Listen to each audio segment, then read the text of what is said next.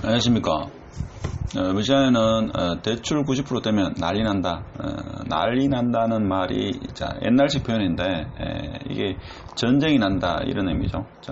그래서 이렇게 되면 나라가 망한다 뭐 이렇게 볼 수도 있고 일단 부동산이 또 한번 소용돌이칠 거다라는 이런 말씀을 오늘 드리려고 합니다.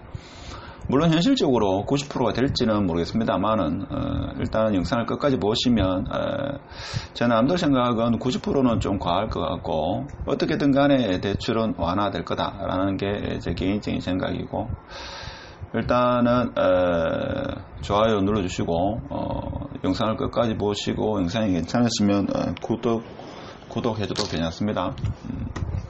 일단 보겠습니다. 지금 여당 내에서도 있죠. 지금 제가 알기로는 이 부동산 대책, 또 한 번의 대책이 나올 것 같은데, 일단 핵심은 재산세는 좀 완화될 것 같고, 가장 큰 문제가 되는 게 지금 대출 완화입니다. 그래서 일부 계층이죠. 어떻게 보면 무주택자, 신혼부부, 청년들한테 대출을 완화하자라는 게 송영길 대표, LTV 90%. 예를 들면 10억짜리 아파트면 9억까지 대출해주자. 물론 10억짜리 아파트까지 해줄지는 알 수는 없습니다만은 일정 금액 이하인데 뭐 그것도 조만간에 나오지 않겠는가 이런 이야기죠. 예를 들면 아파트 가격이 10억이면 9억까지 대출해 주겠다 이런 이야기죠. 사실 일본의 잃어버린 20년이 어떻게 보면 이 대출을 있죠. 실제 10억이면 10억 가까이 혹은 뭐 10억 이상까지 대출을 해주는 그런 연유를 해가지고 그렇게 됐고 2008년도 미국 리먼 같은 경우에도 거의 아파트 가격, 주택 가격의 100%, 뭐 105%, 뭐 95%에서 105%까지 이렇게 해주는 바람에 어떻게 보면 저신용자한테 무리하게 대출을 해줌으로 해가지고 아파트 가격이 주택 가격이 끝없이 오르다가 이제 거품이 터진 케이스입니다. 자, 그런데 지금 송영길 대표가 이야기하고자 하는 것은 일부 즉 무주택자 그리고 신혼부부 이러한 사람들 즉 종잣돈이 아주 부족한 사람들한테 어떻게 보면 계층 간의 사다리가 끊겼다. 자, 이런 사람들한테 어떤 기회를 주자 이런 의미도 상당히 있는 것 같습니다. 물론 그것은 그 기재에는 올 연말 그리고 내년에 대선이 있기 때문에 정권을 재창출하려는 그런 의지가 이번에 대책의 어떤 큰 틀에 반영되지 않겠는가. 자, 이런 의미죠. 자, 그런데 문제는 뭔가 하면 윤호중 원내대표죠. 자, 이분입니다. 뭐 개인적으로 잘 알지 못하고 자, 이분이 지금 반대하고 나섰다 이거죠. 자, 그렇다 보니까 여당 내에서도 부동산 정책 힘겨루기 양상이 이어지고 있다는 겁니다. 왜 반대하죠? 지금 보면 자, 현 정부의 문재인 정부의 큰 틀이 부동산 두 채 뭐든 간에 부동산은 적폐다. 자, 그런데 대출을 많이 해주게 되면 여러 가지 문제가 발생하지 않겠는가. 물론 지금 양도소득세 같은 경우에도 지금 이야기가 나오는데 양도소득세를 줄인다는 것은 현 정부의 부동산 정책의 큰 틀을 훼손하는 그런 정책이다 해서 지금 당내 분위기가 심상치 않죠. 그래서 양측 지금 송영길 대표와 원내대표 당내 부동산 특위위원회의 세제 완화 논의와 관련해서 엇갈린 반응을 보이고 있다 하는 겁니다. 그렇죠? 엇갈린 반응이다. 송 대표 임명한 김진표 위원장은 1주택 보유자의 부담을 줄이면서 다주택자의 매도를 즉 매물을 유도할 수 있는 세제 개편을 검토하겠다 하는 겁니다. 사실 다주택자 이분들이 시장에 매물을 내놓아야지 공급이죠. 공급이 지금 되살아난다 이거죠. 공급이 나와야지만 아파트 가격이 좀 안정화될 것이다. 자, 그렇게 하기 위해서는 양도세 부담을 줄여야 된다 하는 겁니다. 그렇죠. 지금 보유세도 높고 양도세도 높고 뭐 이러다니까 거래가 안 되고 시중에 공급이 잘 안 된다. 물론 이것이 전반적인 그런 분위기는 아닙니다. 그렇죠. 자, 그렇지만 친문계 쪽 여당 인사는 자, 정책적 후퇴다. 우리가 그동안 4년 동안 유지해온 일관되게 유지해온 그런 부동산 정책에서 후퇴하는 거다라고 지금 이야기하고 있습니다. 자, 또 다른 분위기를 봐서는 지금 윤 원내대표는 주택담보대출 비율, 즉 LTV라고 하죠. 아파트 가격이 10억이면 대출을 사실상 90%까지 해주겠다라고 풀어주자는 것은 송영길 대표의 주장에 대해서 송 대표의 누구나 집 프로젝트, 인천시장으로 있을 때 그때 추진했던 누구나 집이라는 이 프로젝트가 와전돼서 기사화됐을 뿐이라고 이렇게 지금 일축하고 있습니다. 그렇죠. 그렇지만 송영길 대표는 이 부동산 정책 4월 7일 부산 서울시장 선거의 패배의 원인이 부동산 정책이었다 해서 여당 대표의 그 예비주자로서 이것을 선거 공약으로 들고 나왔죠. 그래서 어떻게든 간에 지금 제가 볼 때는 대출은 특정 계층들, 특정 사람들한테는 완화되지 않겠는가, 이런 분위기가 읽혀지고 있습니다.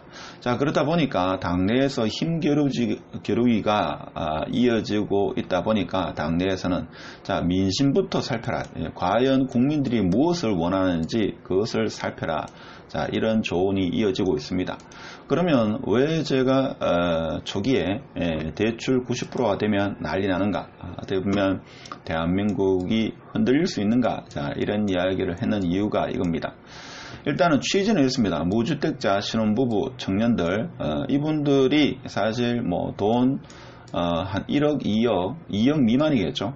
사실 신혼부부의 힘으로 2억 이상을 모은다는 것은 사실 쉽지가 않습니다. 그래서 이분들에게 90% 대출을 해주자 하는 건데, 이 취지는 뭡니까?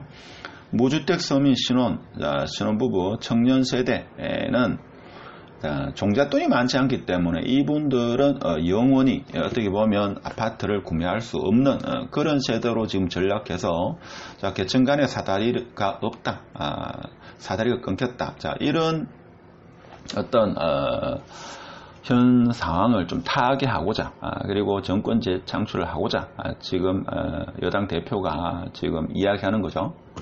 그런 취지입니다. 그렇죠. 사실 아파트 가격이 지금 물가 상승률 이상을 이렇게 가다 보니까 월급만으로 아파트를 구매하기는 상당히 어려운 시절이 되고 있습니다. 자, 이게 현실화되면 어떤 상황이 발생하겠습니까? 자, 이런 분들이 아파트 대출을 많이 일으켜가지고, 담보대출을 많이 일으켜가지고 아파트를 구입하게 되면, 실제 가처분소득, 실제 월급을 받아가지고 대출을 부담하고, 쓸 수 있는 그런 돈이 별로 없겠죠. 물론 DSR 해가지고 총부채 비율 40%를 이내에 한다고 해가지고, 이것이 별 효과가 없다, 이렇게 말하는 사람도 있습니다만은, 이런 청년들, 신혼부부 중에서 고액 연봉자 같은 경우에는 대출이 많이 나옵니다. 많이 나오면 그분들의 수요가 연쇄 반응을 일으킨다 이거죠. 제가 볼 때는 어떻게든 간에 영향은 상당하다, 저는 그렇게 봅니다. 그래서 이 대출 완화가 왜 난리가 나느냐? 한마디로 보면 이겁니다. 대출이라는 것은 양도세 완화는 어디 됩니까? 공급 측면에서의 정책이다. 이렇게 보시면 되겠습니다.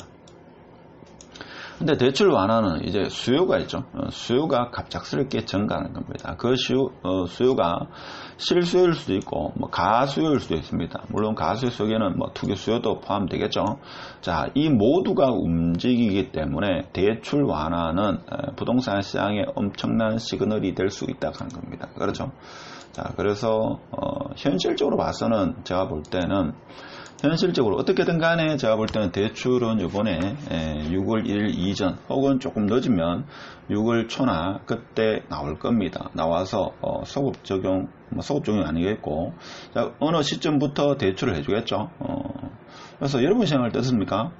제가 볼 때는 일정 금액 이하의 주택, 예를 들면 한 9억 이하의 대출 혹은 10억 이하 아니면 8억 이하, 일정 금액 이하의 대출 같은 경우에는 90%는 좀 과할 것 같고 한 60에서 80% 정도는 대출해 주지 않겠는가, 즉 무주택자, 신혼부부, 청년들한테.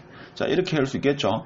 특히 청년과 신혼부부 같은 경우에는 미래의 소득분을 반영해가지고 하기 때문에 제가 볼 때는 충분히 이렇게 할 수는 있을 겁니다. 그리고 40년에 걸쳐 가지고 이렇게 해주게 되면 제가 볼 때는 상당 부분 완화는 되겠죠. 자, 완화는 되는데, 자, 이렇게 되면 아파트 가격이 또 한번 크게 들썩이겠죠. 비록 이것이 일부 사람, 그러니까 전체 인구가 만일에 10명이라 하면 여기 해당하는 사람이 한 2~3명밖에 해당되지 않는다 하더라도 그 파괴력은 상당할 거다. 저는 그렇게 봅니다. 물론 지금 이분들한테 뭐 어떠한 형태로든 간에 집을 살 수 있는 그런 정책적인 지원을 하지 않는다면 이분들은 현 집권 여당을 외면할 것입니다. 그렇죠. 그러다 보니까 지금 정치권에서는 어떻게든 간에 4월 7일 선거입니까? 선거를 가지고 부동산 정책에 실패했다라는 것을 지금 뼈저리게 느끼기 때문에 어떠한 형태든 간에 제가 볼 때는 대출 완화는 이루어지지 않겠는가, 자, 이런 생각이 듭니다.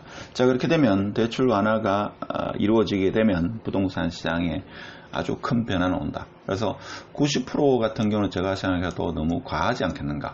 그렇지만 일단은 송영길 대표가 대표돼 가지고 지금 처음 추진하는 건데 본인 입으로 90%라고 이야기하는데 이것을 뭐 60%, 50% 이렇게 하게 되면 지금과는 별반 차이가 없기 때문에 일단 칼을 빼들었기 때문에 어떻게든 간에 무를 짰든지 어떻게든 간에 부동산 정책의 큰 변화는 좀 있지 않겠는가 이런 생각이 듭니다.